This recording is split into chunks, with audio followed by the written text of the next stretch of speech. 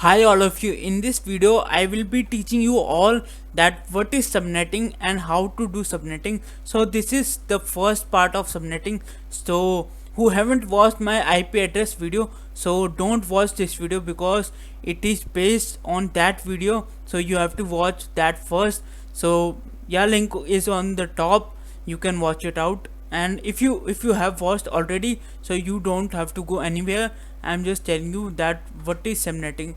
So in simple words, in layman language, that subnetting is like this is a IP address, like this is the IP address, and to break this address into many parts is known as subnetting. So many people are now thinking that why subnetting is important.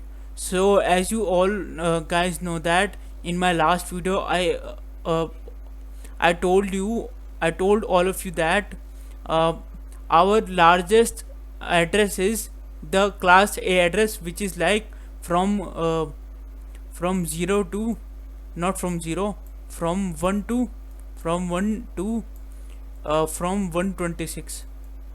So you can see that the address which starts from 1 to 126 is the largest address. Because why it is largest? Because when you do 2 into uh, 2 to the power 24 and minus 2, I don't know what will be the value.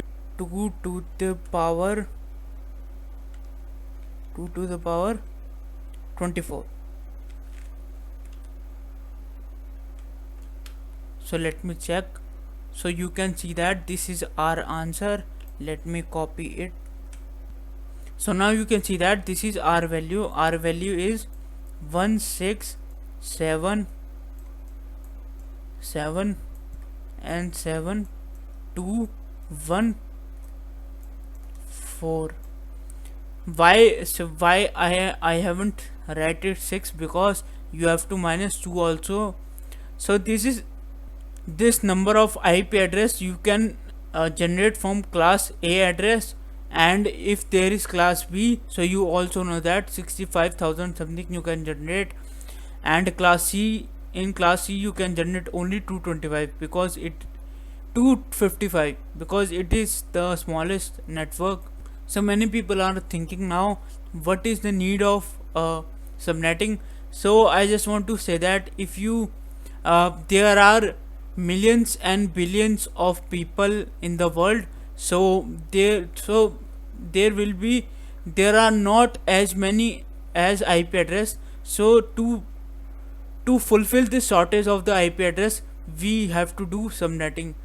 So that is the main concept. Just if you are making notes, just write that to fulfill the demand of the IP address we have to do subnetting. Now I will show you like what is the subnetting. Like assume that this is a router and this is also a router. Now they have connection between them. Okay, this is a router. Okay, and there is one interface here, there is one interface here, and there is one interface here, and here also there is one interface. One interface means there is one network. So first of all, I want to tell you all that what is the main purpose of router. So router is a interconnected, let me write it, inter internet working device. It is not a networking device, it is a internet working device, which means that, let me, yeah, which means that so let me show you that if I have a address like this 192, okay, and 10 and 11 and 13, okay, this is my address.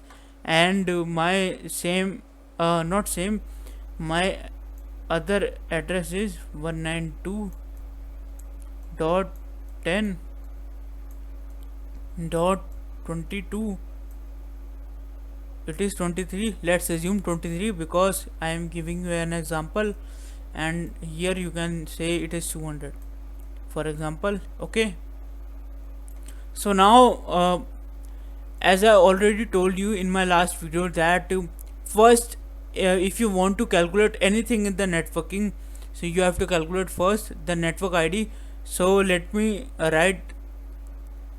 just write with red. So what is the network ID of this? So first you have to see that in which class this IP address belongs to. So this belongs to class B. So class B has 2 octets for the network. 2 octets are reserved for network 10. Okay, now you have to do 0. Okay, and if I calculate IP network ID of this address, so it is also same. Okay, agree? So now you can see that both have same address. So when uh, let me, yeah, so both have same address, as you all can see that 192.10, and here also 192.10. So when someone sends the data packets, so how can this router will know that the data packets should go here or here? So you have to understand that every interface of network has a different network ID, has a different IP address, which means that here it has this 10.11.12.66. Okay, and here you have another some different IP address. I'm not writing some different IP address here in both interface. Okay, here and here, and here also have a different IP address. I'm not writing, I'm just showing you by writing this different. Okay, so now when some data packets come from anywhere, so our router don't get confused. It will know very well that where I have to send this data packet. It will know that this is the IP address, and this is the IP address is unique. So that IP address is unique, so it can transfer it to the right IP address, so the right network. So yeah, that is about the router, which is a interconnecting device. So now let's jump on what is subnetting. So let me show you that. So let's assume this is an IP address, and it belongs to class C, as you all know. So now, like, if I want to give this address, assume that I have a let me write. So I have a computer lab. Okay, so I am the owner of this college. Okay, I am owner of this college, or you can say I am owner of this university. Okay, so it has a lab of computers which has 100 computers. Okay, it has 100 computers. So now I have bought this IP address. Okay, now uh, uh, as you can see that this is a class C IP address, which means it has network ID of 10, sorry, network ID of 3 octet. So 1 octet is host octet, which is now 0. So how many IP address can I make from this address? So you just have to count like this: 200.10.11.1. So as you can see that my uh, host octet is starts from 1 and until 255, because this is our class C IP address, and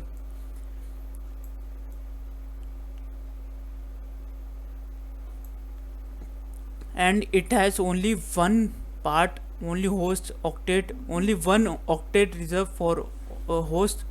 So as you can see here only.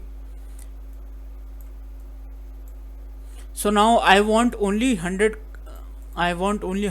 IP address, but it can generate 255. So now what are rest of, so now if I minus 255 by 100, okay, how many are left now?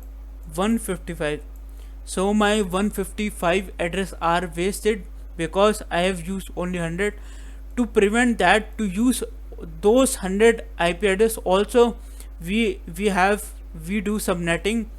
So how we do subnetting I will show you in my next video, because this video is more of a making your mind that how, what is subnetting and how it is used, what is the benefit of subnetting and what is important. So yeah, this video contains this type of information, but in next video I will definitely going to show you how in practically we do subnetting. So I want to show one more thing.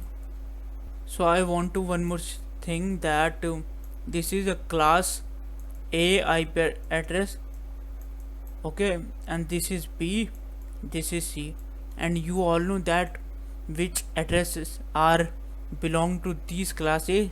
So now I just want to tell you that if there is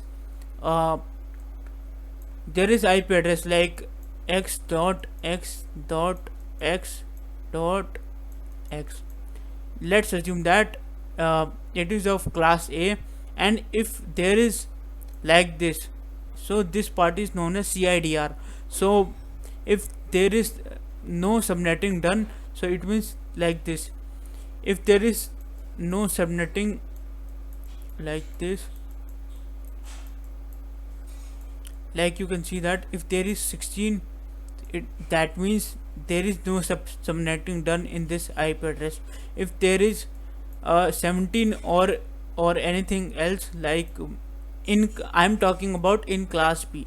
So if there is 16, it means there is no subnetting done, but if there is 18, it means subnetting is done. So same goes in C class.